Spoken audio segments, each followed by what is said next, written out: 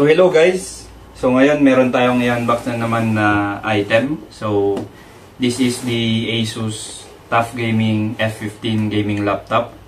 So later on papakita ko sa inyo kung ano nga ba yung laman ng kanyang box, and then di-discuss din natin yung kanyang internal specs. So stay tuned lang kayo. So yan, proceed na tayo sa pag-unbox nitong ating laptop. So yan guys, bubuksan na natin siya. So as you can see, meron siyang seal. So actually sealed na sealed siya.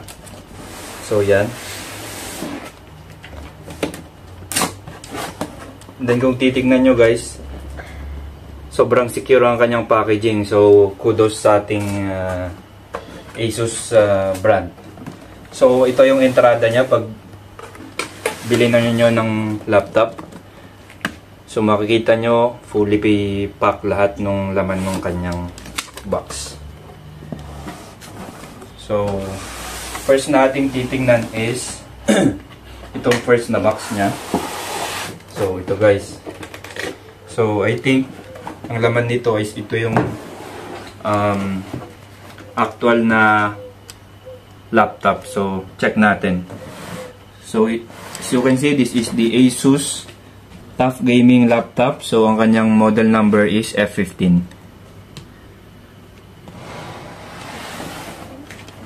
So next part naman is ito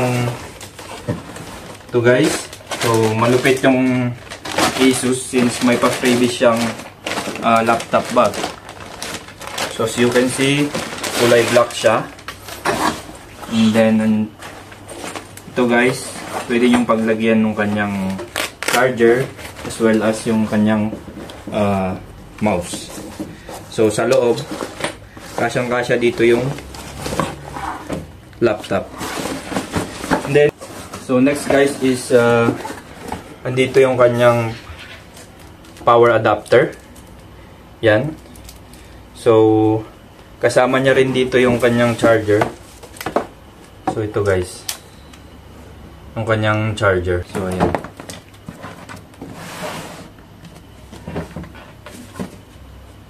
So andito na tayo dun sa actual na laptop. So as you can see, naka-dual box siya. So yan, bubuksan na natin.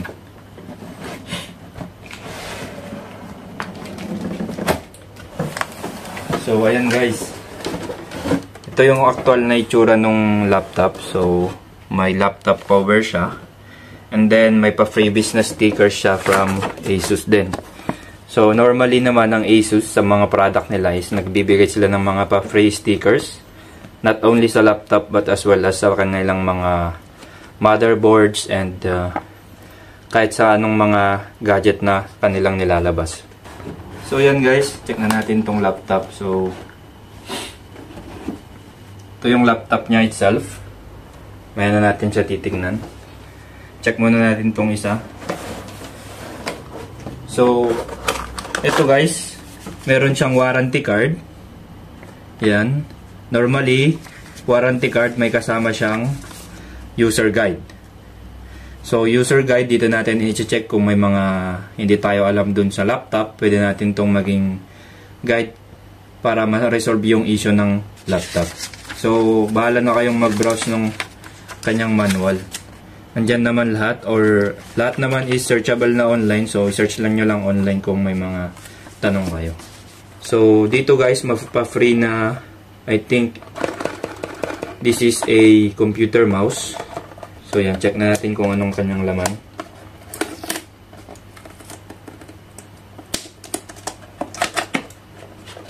Yun nga, mouse nga. So yan guys, may pa-freebies din siyang gaming mouse. So yan. So may laptop cover siya dito guys.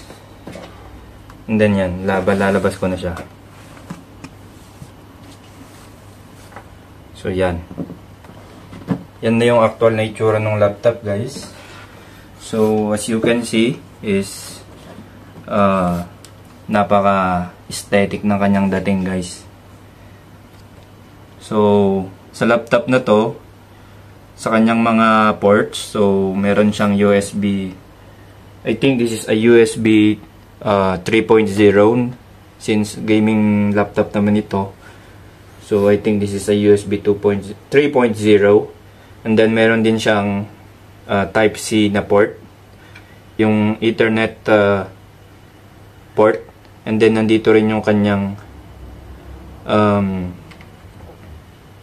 charging port. So, dito naman sa kabila guys, meron na naman siyang isang USB port dito. So, ayan pala yung kanyang likod guys. So, ayan guys. Check natin yung kanyang itsura. So, yan.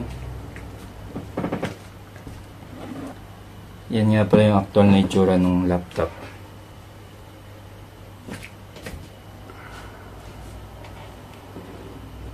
So, this is a 15.6 inches na laptop.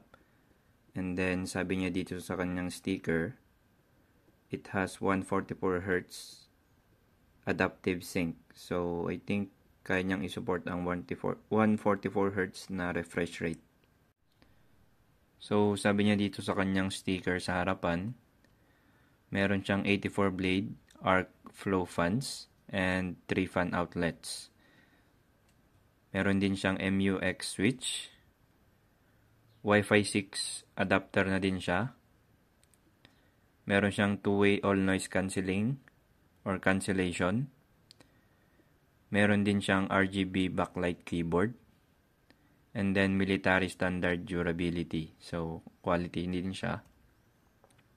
And then durable.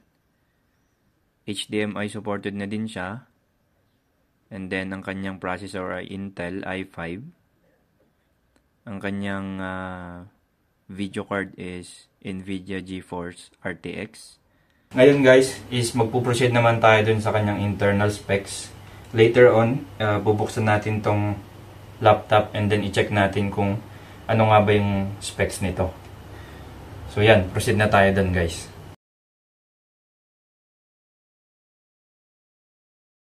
So ayun guys, RGB backlight keyboard nga din pala siya.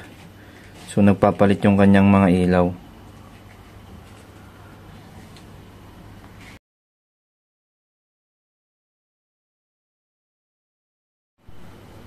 So yan guys, proceed naman tayo sa kanyang internal specs. So dito guys is i-check lang naman natin kung ano nga ba yung kanyang processor, ano nga ba yung kanyang, kung may built-in graphics ba siya or may nakalagay na graphics card, as well as yung kanyang display settings, kung pwedeng umabot yung kanyang refresh rate to 144Hz. So yan, proceed lang tayo dito sa ating may computer. So yan guys, yung storage niya is 954 GB. So itong laptop na ito ay meron siyang 4 GB na graphics card.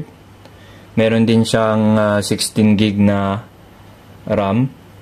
And ang kanyang processor is so Intel i5 12500H. So yan. This is also is meron na siyang Windows 11 na OS. So ayan, yung manufacturer niya is yung Asus Computer Incorporated. Yan. So check din naman natin kung okay ba sa in terms sa Wi-Fi.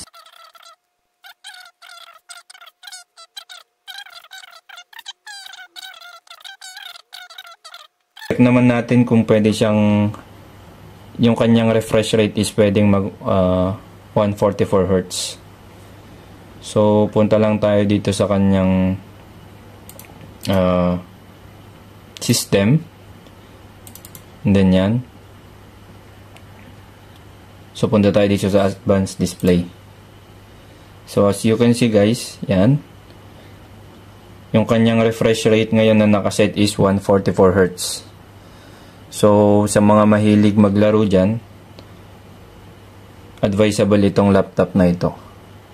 Since kaya niyang umabot ng 144Hz sa kanyang refresh rate. So ang kagandahan kasi guys, pag mataas yung refresh rate niya is, in terms sa graphics ng laro, kumaganda yung graphics ng laro. So hindi siya nagiging parang laggy.